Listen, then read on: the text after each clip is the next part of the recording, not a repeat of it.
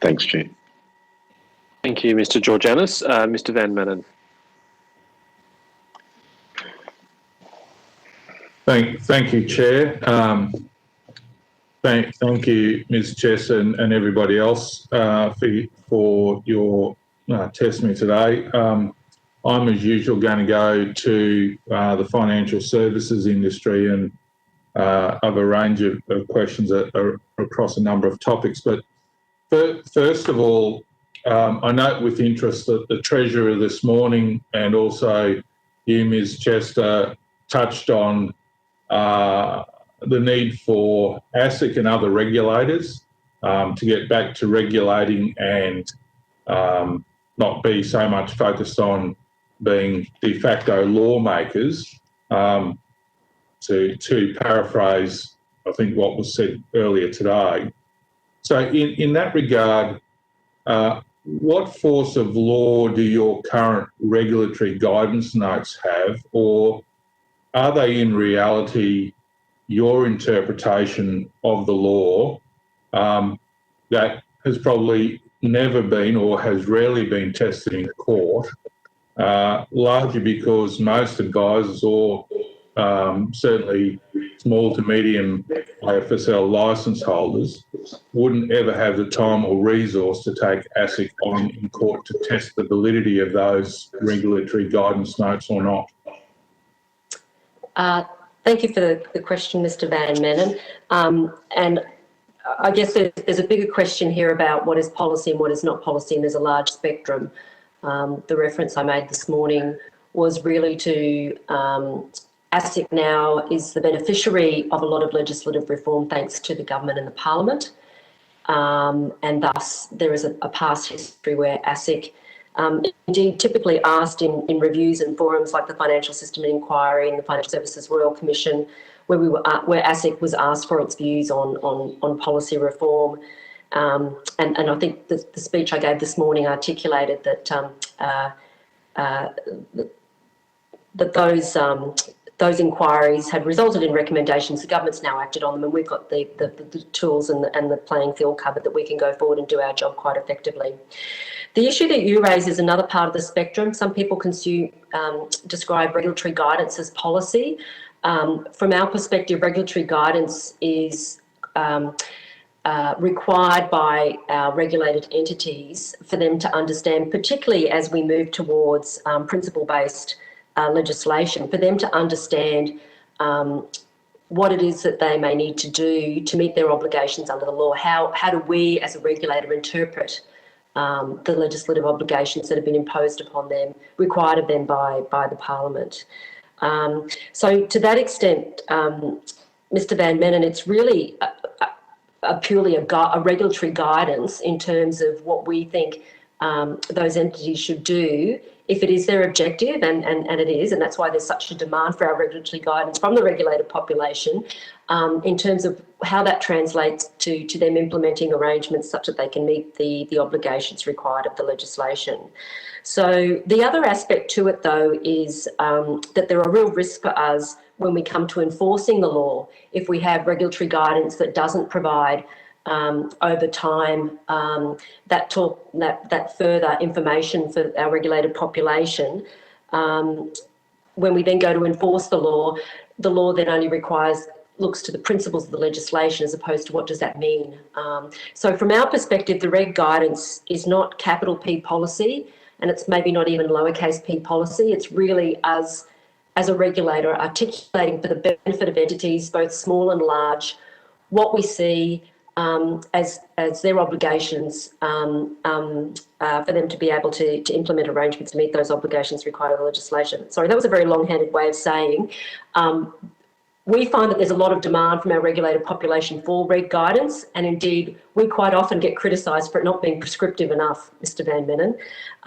That said, to the extent that explanatory memorandum and regulations of the government that are passed by the Parliament have a lot more detailed information, that would then reduce what we would need to cover in our regulatory guidance. So there is a bit of a spirit level effect here, to the extent that, as I said, explanatory memoranda and the regulations supporting the legislative changes have granular detail.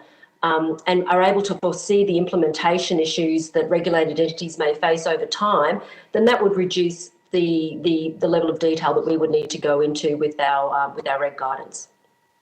So in the event that somebody takes, what's the process if somebody takes a divergent or contrary view to your regulatory guidance and have a different view of what the regulations say or a different understanding?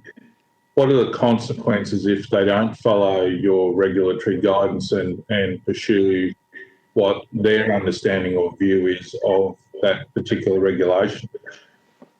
So the guidance is just that, Mr Van Manen, it's guidance. A breach of our guidance, unless the legislation in and of itself requires the satisfaction of our guidance to be part of the legislative obligations, and there are some instances of those, and we can come back to you as a question on notice to let you know. But that's something that that's a power that the Parliament has afforded us. But typically it is simply that, it's guidance. So if an entity has legal advice, internal or external, that how they wish to interpret the law and apply it to their entity is different from that guidance, there is no consequence. There is a risk that if they've gotten that wrong, and we have that right. I guess the other thing that entities would take into account is we just don't put out our guidance. We go through a very extensive consultation process, Mr Van Manen, before we finalise our regulatory guidance. And all of our regulatory guidances are subject to review over time. So quite often every 2 or 3 years, as events develop or technologies change or issues come up or different jurisprudence, we would look at refreshing our regulatory guidance. And again, we would go through an extensive consultation process, which would involve all stakeholders to make sure that our interpretation and how we've translated that in a more granular way for our regulated entities. I guess looking at it from a market's perspective, there are huge transaction costs for regulated entities in knowing what do I need to do to meet my obligations under the law. For many regulated entities, especially small, medium-sized enterprises, reg guidance helps them to meet their obligations at a lesser cost to themselves and a lesser risk. Indeed, the great catch cry that we get from most regulated entities, especially SMEs, is there's a huge amount of uncertainty in the absence of detailed regulatory guidance. Now, again, we don't want to go into the level of detail that abstracts from the principles of the legislation. It's just how we can best interpret it without straying from the policy intent of the government of the day and the Parliament. Okay, so the next step from that is, and given that ASIC has increasingly been speaking about the cost of advice, the industry feedback to, I think, all of us on this committee, and certainly to myself, is their increasing concern about the cost of advice. How then are you working with the industry and reviewing the regulatory environment to seek to find ways to streamline and make more efficient the advice process to ensure that the cost of advice remains affordable to the broadest range of Australians possible if they're seeking that advice, but also allows financial advice firms, importantly, to remain profitable and stay in business? So, Mr Van Manen, I will hand across to my colleague, Commissioner Danielle Press, to answer that, but I would just make one quick observation, and that is the extent to which we can do anything there to reduce the regulatory burden for industry has to always be secondary to the primacy of the legislation of the Parliament. So to the extent that we can help industry, it is what we can do as a regulator within our remit, as opposed to policy issues that are a matter for government of the day. But I'll hand over to Danielle because there is some important work that ASIC is doing in that area, Mr Van Manen. Thank you. So you would have seen, I suspect that we released a consultation paper yesterday, which actually goes directly to this point, Mr Van Manen, and really what we are trying to do is work with industry to identify where we as a regulator are putting either unclear guidance into the market or guidance that is preventing good quality advice being delivered to consumers. We are seeking industry feedback so that we can do better in that, and we are asking from the financial planning industry to think about what they're doing that adds potentially a layer of compliance that is not necessarily a regulatory or a legislative requirement, but in fact a business requirement of their own, to think about how do we better create an environment where good quality advice can be delivered to Australians when they need it. I think at the end of the day, this industry has gone through a huge amount of change in recent years. And against that backdrop, I think it's important that we do review the guidance that we're giving to industry and ensure that we can provide good quality, or that the industry can provide good quality, compliant advice that is actually protecting both the industry and the consumers that are using that advice. So in relation to that, and this is, I suppose, a viewpoint from ASIC that I'm seeking, what in ASIC's view is the most important role of an advisor in terms of what they provide to a client?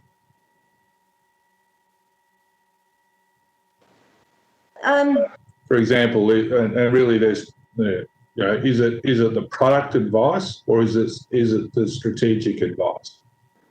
Mr. Van Manen, I think that question really depends on the client themselves, and it will actually vary.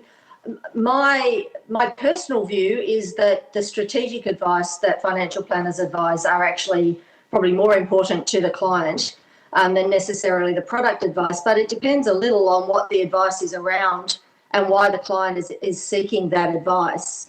For me, financial planners and the financial advice industry is about making sure that consumers can make good choices when they need to make choices for their financial health, and that they've provided the appropriate information and guidance to be able to do that. So in relation to that then,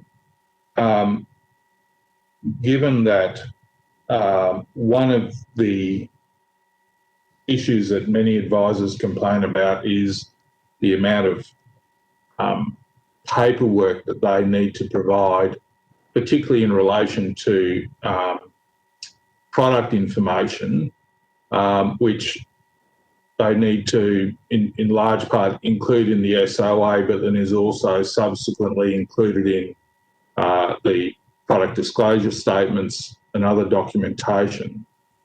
Is there a way that duplication, or is that the point of your paper that you issued yesterday, to identify those areas of duplication or overlap in the variety of documents that clients get depending on the complexity of their plans? And I was speaking with an advisor a week or so ago, and between the SOA and the various product disclosure statements, there was several hundred pages of documentation, which, I doubt most clients would get anywhere close to reading in any level of detail.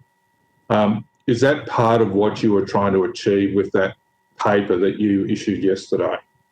Yes, it is exactly those issues that we're trying to get to the bottom of, Mr. Van Manen, and around what is it that is, what would be helpful from us, from a regulatory guidance perspective, to put forward to allow industry more comfort when they're providing advice, not to be giving 700 odd pages of documentation to clients, because I agree with you, most clients, I will say most because some will read it all, but I suspect most clients would not.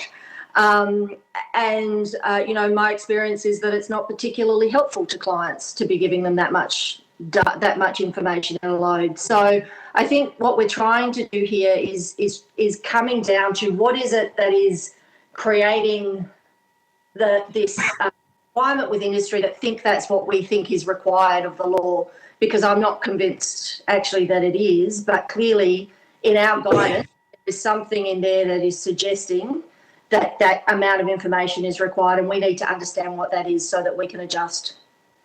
Okay. On the matter of regulatory guidance, one of an area that I've had some recent feedback on, and I've had this feedback from a mid-tier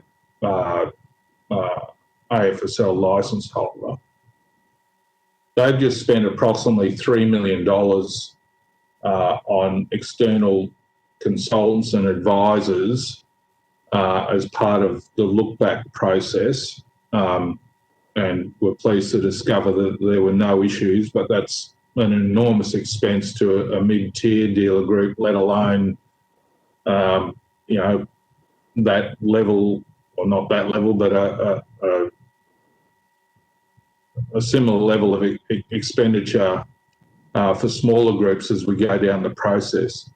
What level of regulatory guidance have you provided to dealer groups or AFL licence holders in relation to the look-back process, which obviously is around the fees for no service issues that were identified in the Hayne Royal Commission, that in particular related to AMP, NAB and the big four banks?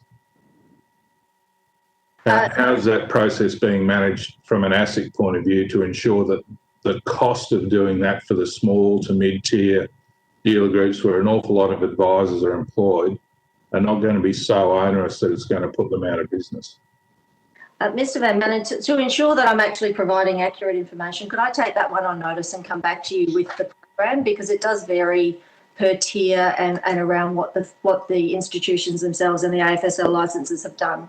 So if you don't mind, I'd like to take that one on notice. All right. Can I just add a little bit further to that, or I might include that in a more formal written question on notice, in terms of whether the current standards are being applied to processes that were applied by advisors 10 years ago when the standards were different, and how that equates. But I'll put more detail to that in a written question on notice. Thank you. I understand the point, and we'll get back to you. Yeah. I'd like to move to the proposed life insurance framework review. Now, I'm not sure if that's commenced or it's due to commence shortly, but I believe it's due to commence this year or early next year. Is that correct? That's correct. It was due to commence this year, but we did delay it due to the COVID pressures on the industry. Okay. So just in relation to that, just to try and understand some baseline thinking of where ASIC was at. So, or is at going forward into this, if you can. Essentially, the life insurance framework came out of ASIC report 413, which indicated that only 63% of client files at the time of that particular report were compliant. What result do you see as acceptable from this review for ASIC to form the view that there's been a significant improvement in inappropriate policy replacement processes and decisions by advisors and their clients?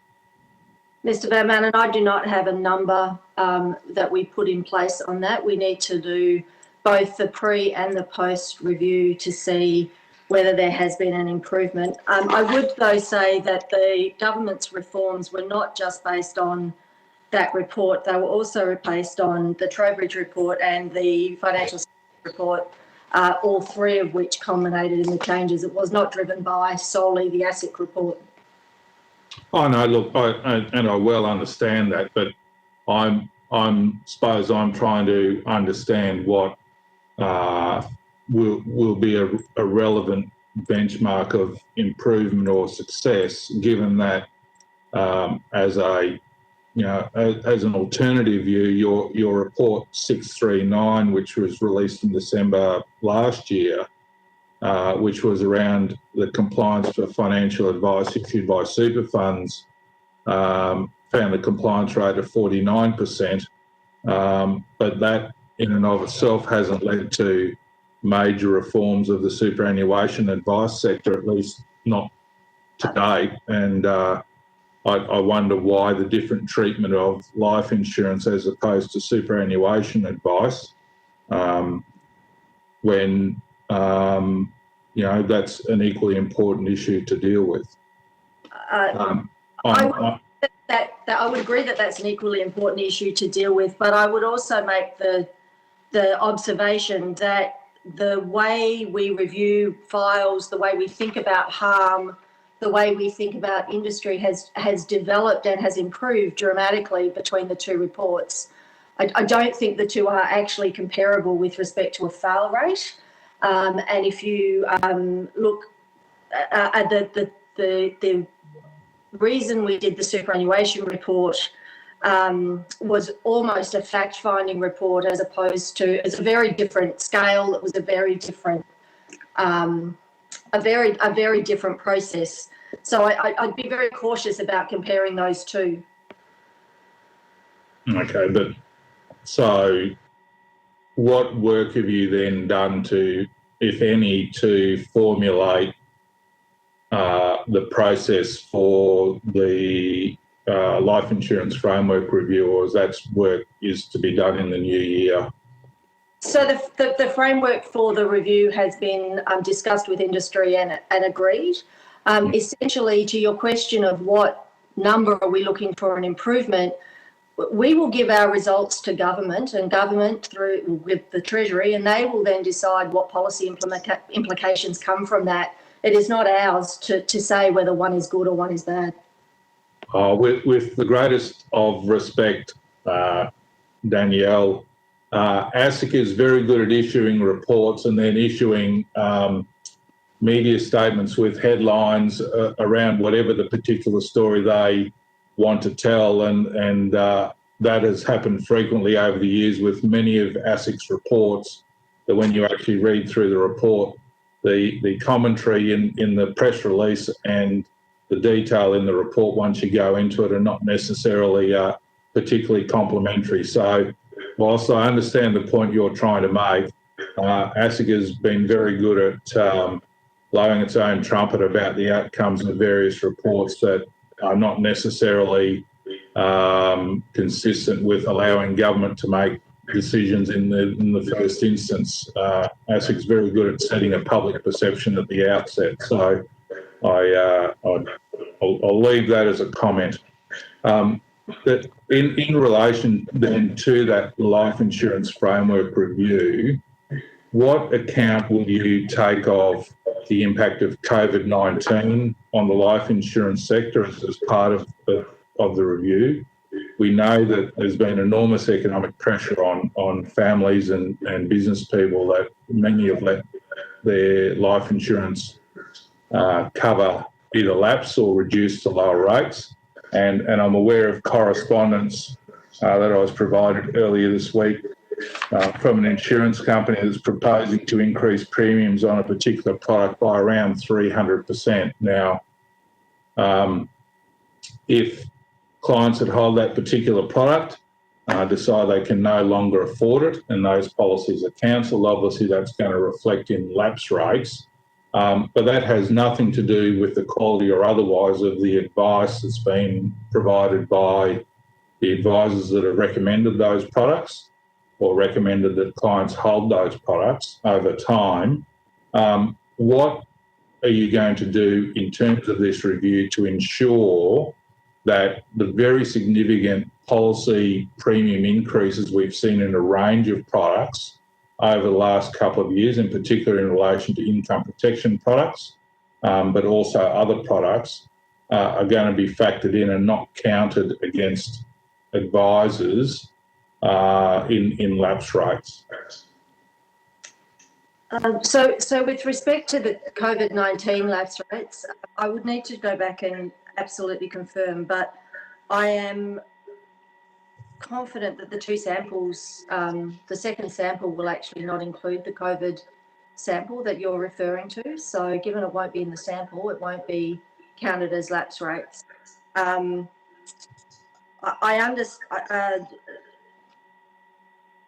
think we will need to ensure that there is good quality advice coming through, not necessarily, and that advice is not driven by the conflict.